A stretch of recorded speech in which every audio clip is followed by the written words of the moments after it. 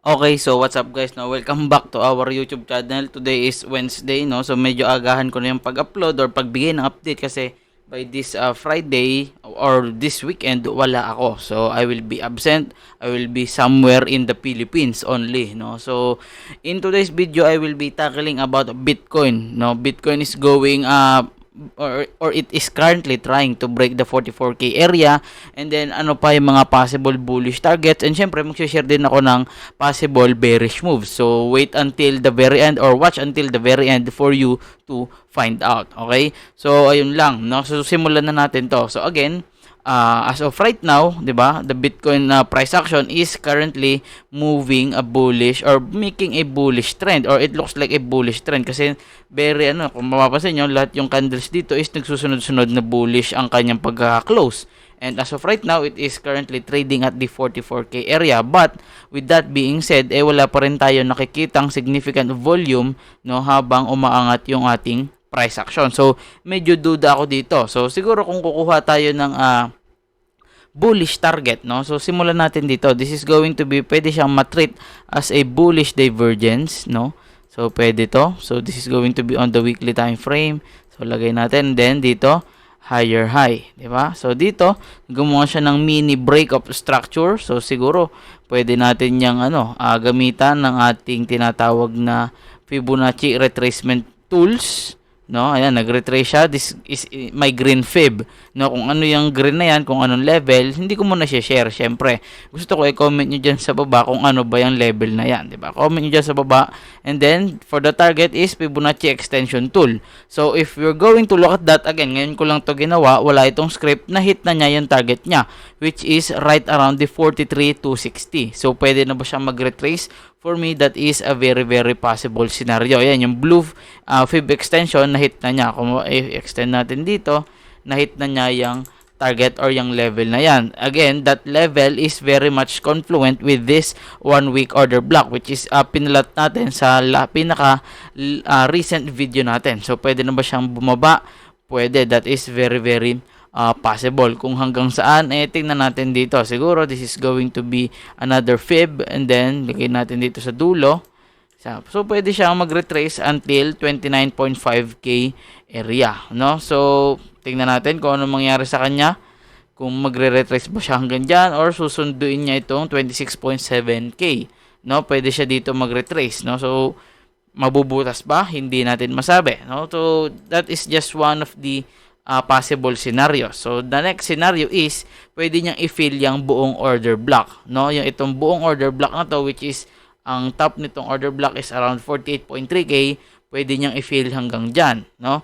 Pero pwede rin siya mag-wick up hanggang 50k, which is very much confluent with this 0.786, no, which is part pa rin ng ating golden ratio. If that is going to happen, no, nakaset na yung aking mga short limit orders around the 50k-ish area or around this area. So dito sa area na to, meron na tayo ditong short limit orders. Small positions lang naman, syempre di natin masabi. Pwedeng dito nga mag-retrace na yan kasi nga na-hit na yung target nat sa Fibonacci level natin. So bakit possible na siyang bumaba dito pa lang? So we are going to zoom in sa ating daily time frame. So sa daily time frame, kung mapapansin natin, meron na tayong series of high, higher high, higher high sa ating price action, and then sa atin namang RSI, meron tayong high, lower high, lower high. Same goes with our MACD, high, lower high. So that is going to be a regular bearish divergence. Again, confluent with the weekly order block, and then meron din tayo ditong weekly support and resistance area. Syempre, ayan, pansin nyo yung area na yan, that is a weekly support and resistance area. And if you're going to dive in hanggang sa 1 hour time frame, kung mapapansin natin, same goes din dito sa ating 1 hour time frame, no? Meron tayong high and higher high dito sa ating RSI, high and lower high. Although wala pa dito sa ating MACD, tingnan natin yung kung mali mo dito siya mag-form ng high, lower high, 'di ba? So hindi natin masabi, but again, ayan yung possible scenarios for the bearish case. So additional things, no, kung bakit pwede magkaroon ng bearish move right now or ma-reject si Bitcoin dito sa 44k area.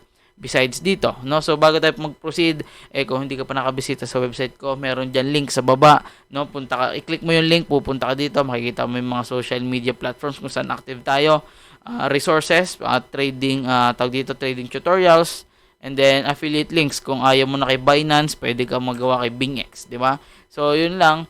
And then dito, restore connection natin. This is going to be the dollar or the DXY sa daily time frame. Again, the inverted head and shoulders na minimension natin dito has been invalidated. Why? Kasi this is its neckline and ito yung target niya. Nauna siyang bumaba or mabasag niya ulit itong neckline before niya ma-hit yung target. So therefore, it is invalidated, no?